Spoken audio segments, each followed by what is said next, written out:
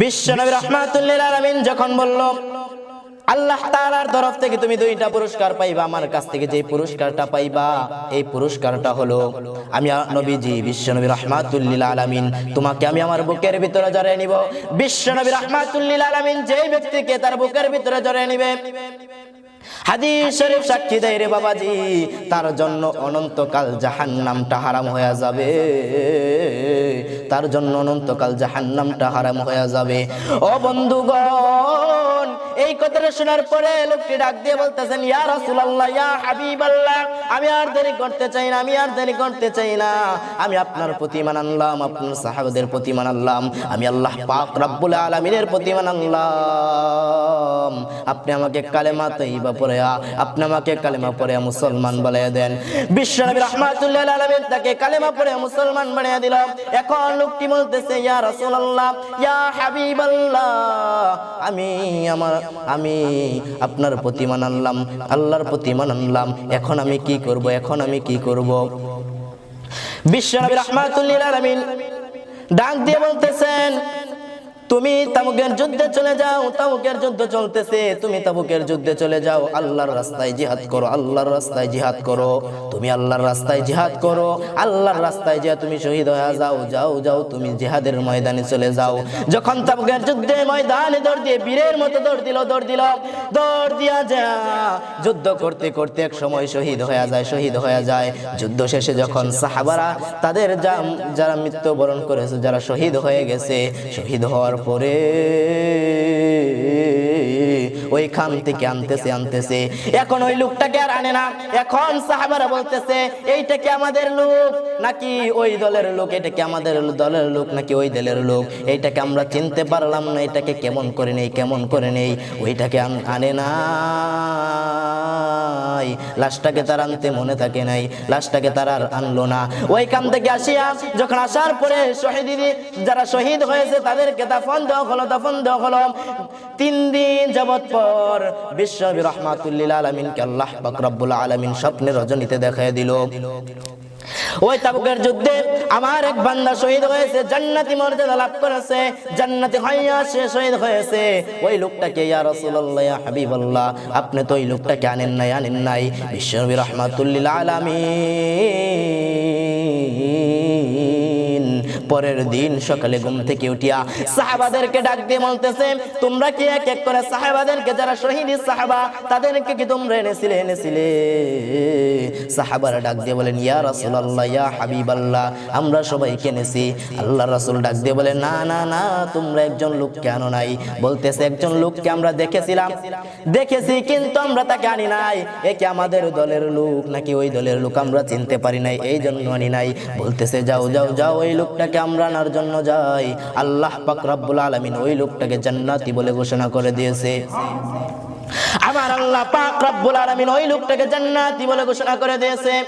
ওই লোকটাকে জান্নাতি বলে ঘোষণা করার পরে বিশ্বনবী রাহমাতুল লিল আলামিন সাহাবাদেরকে নিয়ে চলিয়া যায়, যে দেখে 3 দিন পরে উমারা দেহটা যেমন একদিন মরলেও যেমন শক্ত হয়ে জীবিতর মতো থাকে, তেমন ভাবে শক্ত হয়ে রয়েছে। বডিটা কোনো পচা ধরে নাই, বডিটার ভিতরে কোনো পচন ধরে নাই।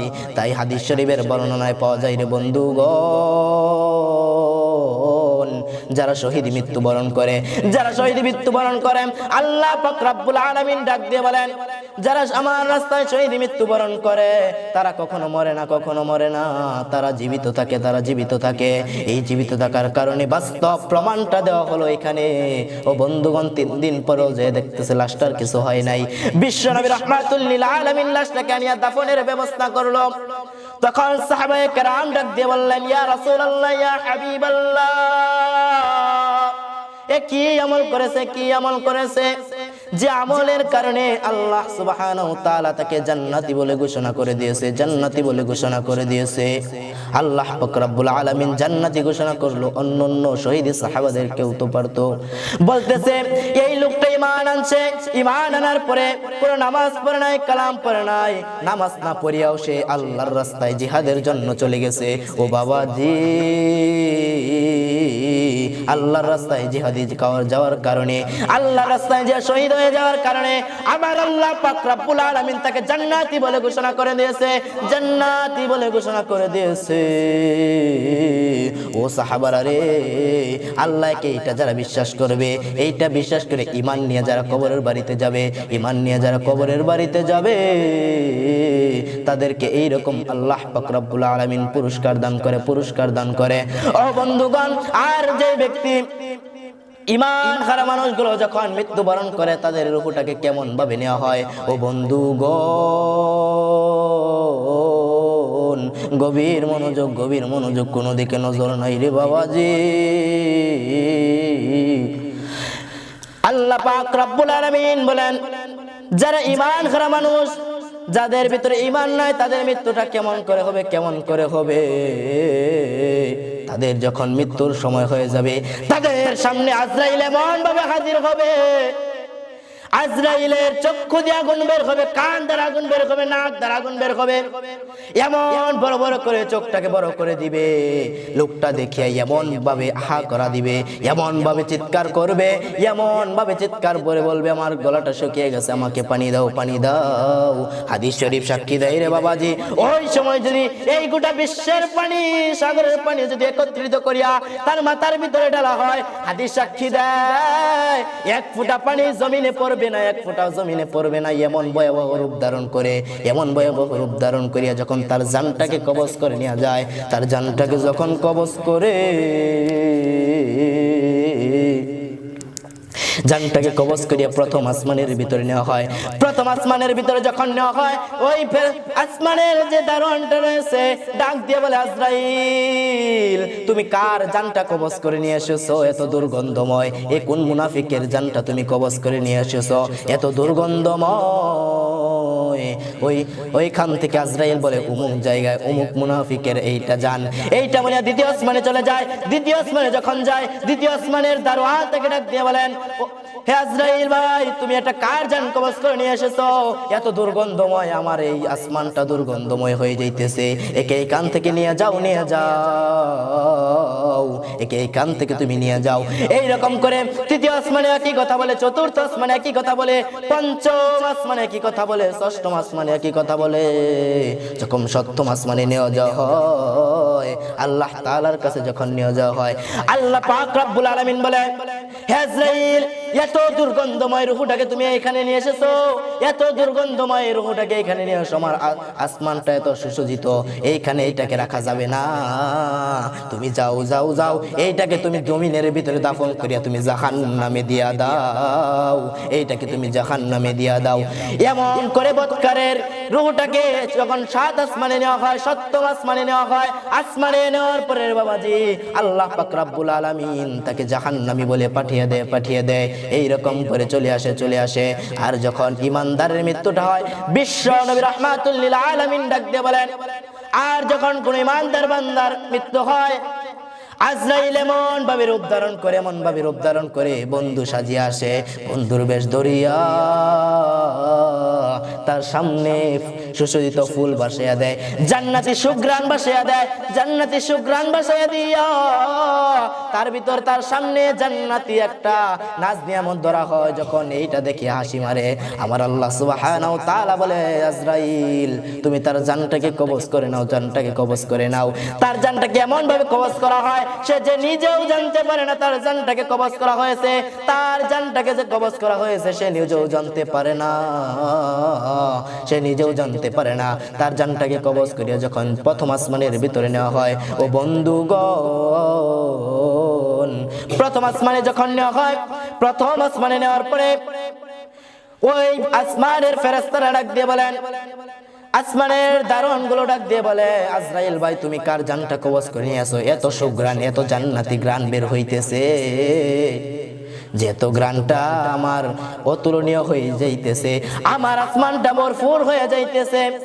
এইরকম করে তার জন্য প্রশংসা বৃদ্ধি করতে থাকে, প্রশংসা বৃদ্ধি করতে থাকে। দ্বিতীয় আসমানে যখন চলে যায়, দ্বিতীয় আসমানে একই কথা বলে, ও আজরাইল, তুমি কার জানটাকে কবজ করেছো, কার জানটাকে কবজ করেছো? এত সুগ্রাণ বের হইতেছে, সুগ্রাণ বের হইতেছে, জান্নাতি গ্রাণ তার শরীর থেকে বের হইতেছে, তার রূহ থেকে জান্নাতি গ্রাণটা বের হইতেছে। তুমি কোন বান্দার জানটাকে কবজ করেছো? এইরকম করে তৃতীয় আসমানে একই কথা বলে, চতুর্থ আসমানে একই কথা বলে। ও বন্ধুগণ, পঞ্চম আসমানে একই কথা বলে, ষষ্ঠম আসমানে একই কথা বলে, সপ্তম আসমানে যাওয়ার পরে আল্লাহ পাক রব্বুল আলামিন বলে, আজরাইল তুমি যে কার জানটা কবজ করেছো? আজরাইল ডাক দিয়ে বলে, আল্লাহ তুমি না পাঠিয়েছিলে অমুক জায়গায় যে আমি অমুক বান্দার জানটাকে কবজ করে নিয়ে এসেছি। আমার আল্লাহ পাক রব্বুল আলামিন ডাক দিয়ে বলেন, ও আজরাইল দেরি করিও না, দেরি করিও না, তুমি যাও যাও যাও, আমার কাছ থেকে একটা সাইন নিয়ে যাও, তুমি সঙ্গে সঙ্গে এই লোকটাকে জান্নাতে ঢুকায়া দাও। এই লোকটা আমার প্রতিমান আনছে, আমার রাসূলের প্রতিমান আনছে, যাও যাও যাও, এই লোকটাকে তুমি এক্ষুনি জান্নাতের ভিতরে ঢুকায়া দাও। ও বাবাজি, তোমার প্রতি যদি আল্লাহ তাআলার ঈমান থাকে, বিশ্ব নবী রাহমাতুল লিল আলামিনের যদি ঈমান থাকে, তোমাকে কেমন ভাবে জান কবজ করা হবে। আর যদি তোমার ভিতরে বদ আমল থাকে, তোমাকে ওই রকম কষ্টদায়ক ভাবে তোমাকে কষ্টদায়ক ভাবে তোমার জানটাকে কবজ করা হবে। আর তুমি কেমন ভাবে মা বাবার প্রতি ঈমান আনবা, মা বাবার প্রতি ঈমান আনবা? যে বান্দাটা আল্লাহ পাক রব্বুল আলামিন বলেন, আমার প্রতি ঈমান আনার পরে তোমার মা বাবার প্রতি ঈমান আনো, মা বাবার প্রতি ঈমান আনো, তুমি তোমার মা বাবার খেদমত করো। মা বাবার খেদমতটা কেমন বড় জিনিস, হাদিসের বর্ণনায় পাওয়া যায় রে বাবাজি। এমন একটা জামানার ভিতরে একটা ছেলে এবং একটা মাটা বৃদ্ধ অবস্থায়, ছেলেটা তার খেদমত করতো, কোনো সময় তার খেদমতে কমতি করে নাই। খেদমতে কমতি না করার কারণে মাটা প্রতিদিন দোয়া করতো, আয় আল্লাহ, আমি মৃত্যুর পরে আমার সন্তানটাকে দেখার মতো কেউ নাই, আমার সন্তানটাকে দেখার মতো কেউ নাই, আয় আল্লাহ তুমি তোমার জিম্মাদারি তোমার সন্তানটাকে দেখিও। এইরকম করে দিন যায়, দিন চলে যাইতেছে।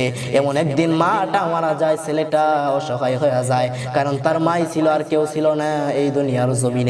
যখন মাটা চলে যায় দুনিয়ার জমিন থেকে, ওই ছেলেটা মনের ভিতরে দুঃখ নিয়া এই সমুদ্রের মাঝখানে যে বসে রয়েছে।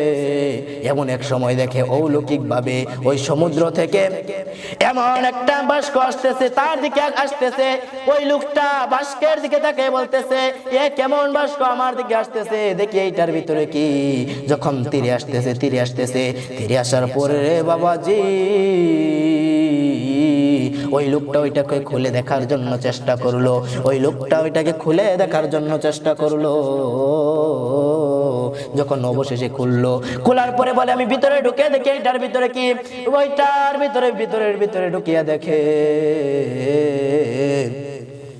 ও বন্ধুগণ, ওইটার ভিতরে যখন ঢুকিয়া দেখতেছে, ওইটার ভিতরে এমন আল্লাহ পাক রব্বুল আলামিনের নাজ নিয়ামত রেখেছে আল্লাহর তরফ থেকে।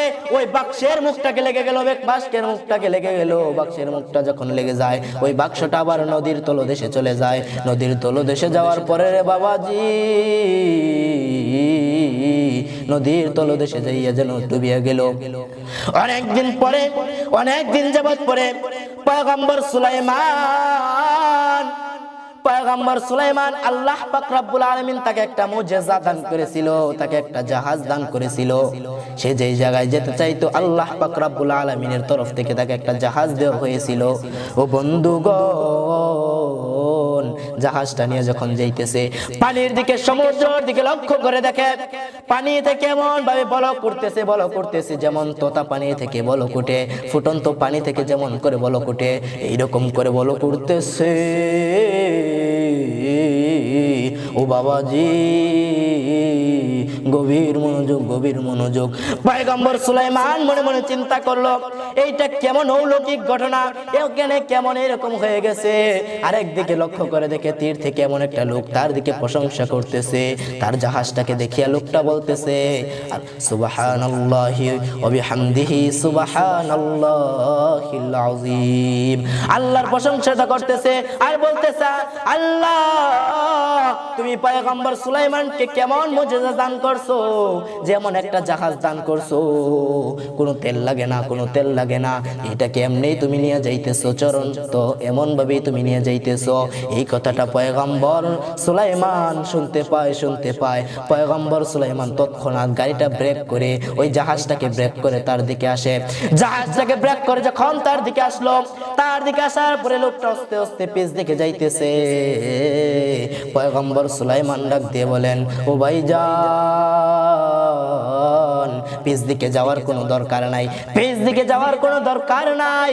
আমি তোমাকে, তুমি আমার এই আরোহণটা দেখিয়া, তুমি আমার এই যানবাহনটা দেখিয়া আল্লাহ তাআলার কাছে যে প্রশংসাটা করেছো, সুবহানাল্লাহি ওয়া বিহামদিহি সুবহানাল্লাহিল আযীম, এক আল্লাহর প্রশংসা করেছো, যে মালিক তোমাকে সৃষ্টি করেছো ওই মালিকের প্রশংসা করেছো।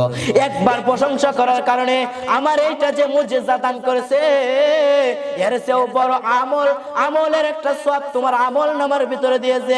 আমার এই মুজিজার চেয়েও তোমাকে এর চেয়ে দামি জিনিস দিয়েছে আল্লাহ পাক রব্বুল আলামিন, এইটাকে দিয়েছে। ও বন্ধুগণ, এখন তার খাদেমকে ডাক দিয়ে বলতেছে, তুমি ওই পানির তলদেশে যাও, পানির তলদেশে যাইয়া দেখো ওই পানির তলদেশে কি হইতেছে। এখন পানির তলদেশে যখন চলে যায়, তার খাদেম যায় দেখে আল্লাহ তাআলার অলৌকিক এক ঘটনার ভিতরে আল্লাহ তাআলা এমন একটা মুজিজা দিয়া ওই একটা পানির তলদেশে একটা ঘর তৈরি করেছে, যেই ঘরটার ভিতরে কোনো পানি যায় না, কোনো পানি যেতে পারে না আল্লাহ তাআলার হুকুমে। ওই ঘরটার ভিতরে যায় দেখে আল্লাহর এক বান্দা আল্লাহর জিকির করতেছে। ও বন্ধুগণ, লোকটা দেখে আশ্চর্যময় একটা ঘটনা দেখে ওই কাম থেকে চলে আসে, যে পয়গম্বর সুলাইমানকে ডাক দিয়ে বলে, ও পয়গম্বর, আমি ওই পানির তলদেশে যেয়ে দেখলাম আল্লাহ পাক রব্বুল আলামিন অলৌকিক একটা ঘটনা ঘটিয়ে দিয়েছে। বলতেছে অলৌকিক একটা ঘটনা, এই অলৌকিক ঘটনাটা কেমন ঘটনা? বলতেছে আমি পানির তলদেশে যেয়ে দেখলাম, পানির তলদেশে এমন একটা মানুষ বসে, আল্লাহ তাআলা একটা ঘর নির্ধারণ করে দিয়েছে, একটা ঘর নির্মাণ করে দিয়েছে। এমন সুন্দর ঘর দুনিয়ার জমিনে কখনো দেখি নাই, এমন একটা ঘর তৈরি করে দিয়েছে। এই ঘরের ভিতরে এক আল্লাহর বান্দা, একটা যুবক বান্দা বসিয়া আল্লাহর প্রতি আল্লাহ তাআলার জিকির করতেছে। ও বাজান রে, আল্লাহর প্রতি জিকির করতেছে। পয়গম্বর সুলাইমান তৎক্ষণাৎ বলতেছে, যাও আমিও যাব। তখন পয়গম্বর সুলাইমান যে দেখতেছে লোকটা সত্যি আল্লাহ তাআলার জিকির করতেছে। পয়গম্বর সুলাইমান ডাক দিয়ে বলে, ভাইজান, একটু সময় জিকিরটা বন্ধ করা যাবে নি? লোকটি ডাক দিয়ে বলতেছেন, ভাইজান, আপনি কিসের জন্য এসেছেন? লোকটি ডাক এই কথা বলার পরে পয়গম্বর সুলাইমান ডাক দিয়ে বলে, তোমাকে আল্লাহ পাক রব্বুল আলামিন এই পানির তলদেশে একটা ঘর নির্মাণ করে দিয়েছে। পানির তলদেশে ঘরটার ভিতরে তুমি আল্লাহর জিকির করতেছো। এটা কেমন ভাবে সম্ভব? কি আমল করেছো তুমি? কি আমল করেছো? এত বড় কি আমলটা করেছো? লোকটা ডাক দিয়ে বলে, হে পয়গম্বর সুলাইমান, আমি কোনো আমল করি নাই, কিন্তু আমি দুনিয়ার জমিনে আমার মা যখন জীবিত ছিল, ও বন্ধুগণ, গভীর মনোযোগ, ওই লোকটা পয়গম্বর সুলাইমানকে ডাক দিয়ে বলতেছে, আমার দুনিয়ার জমিনে যখন আমার মা জীবিত ছিল, আমি মার খেদমত করতাম। মাকে কখনো আমার খেদমত থেকে আমি বঞ্চিত করি নাই। এই খেদমত করার পর মা প্রতিদিন আল্লাহর কাছে দোয়া করতো, আল্লাহ, তুমি আমার মৃত্যুর উপরে আমার সন্তানটাকে তোমার হেফাজতের ভিতরে রাখিও। হয়তো আমার আল্লাহ পাক রব্বুল আলামিন আমার এই মায়ের দোয়াটাকে কবুল করে নিয়া আমাকে আল্লাহ পাক রব্বুল আলামিন দুনিয়ার জমিন থেকে আনিয়া এই পানির তলদেশে এই রকম মুজিজা দান করেছে। পয়গম্বর সুলাইমান এই কথা শোনার পরে বলতেছেন, ভাইজান, তুমি এই জায়গায় কত বছর ধরে তুমি যাপন করতেছো? লোকটি ডাক দিয়ে বলে, আমি 100 বছর না, 200 বছর না, আজ 500 বছর হয়ে গেছে। আর 500 বছর হয়ে গেছে আমি এখানে বসিয়া আমি আল্লাহর জিকির করি, আজকার করি, আল্লাহর গোলামি করি। বলতেছে, তোমার পয়গম্বর সুলাইমান ডাক দিয়ে বলে, তোমার খানা দানা কোথা থেকে আসে? লোকটি ডাক দিয়ে বলতেছে, আমার খানার ব্যবস্থা আল্লাহ সুবহানাহু ওয়া তাআলা যখন আমার ক্ষুধা লাগে আমার আল্লাহ সুবহানাহু ওয়া তাআলা আল্লাহর তরফ থেকে আমার খানা দানার ব্যবস্থা করে দেয়। চিৎকার দিয়ে বলেন না সুবহানাল্লাহ। আল্লাহ তাআলার তরফ থেকে আমার প্রতি খানা দানার ব্যবস্থা হয়ে যায়। আমি কোনো সময় খানা দানা চিন্তা করি না। আমার খানার যখন হুঁশ আসে, আমার যখন খানা খাওয়ার দরকার হয় আমার মনে মনে ভাবতে দেরি হয়, কিন্তু আল্লাহ তাআলার পক্ষ থেকে আমার খানা আসতে দেরি হয় না। ও বন্ধুগণ, তাহলে বলেন তো মা বাবার প্রতি ঈমান আনা দরকার আছে কি নাই? যে আল্লাহ পাক রব্বুল আলামিন মা বাবার প্রতি ঈমান আনার কারণে আমার ওই লোকটাকে এমন মুজিজা দান করতে পারে। আল্লাহ পাক রব্বুল আলামিন আমাদেরকে এমন করে বলছেন, তোমরা আমার প্রতি ঈমান আনো, আমার প্রতি ঈমান আনার পরে তোমার মা বাবার প্রতি ঈমান আনো। মেরে ভাই, দোস্ত, বুজুর্গ, আল্লাহ পাক রব্বুল আলামিনের হুকুমে যে কথাগুলো বললাম, এই সহি কথার ভিতরে আমল করার তৌফিক দান করুক। ওয়াল আখির দাওয়ানা আনিল হামদুলিল্লাহি রাব্বিল আলামিন। আসসালামু আলাইকুম ওয়া রাহমাতুল্লাহি ওয়া বারাকাতুহু।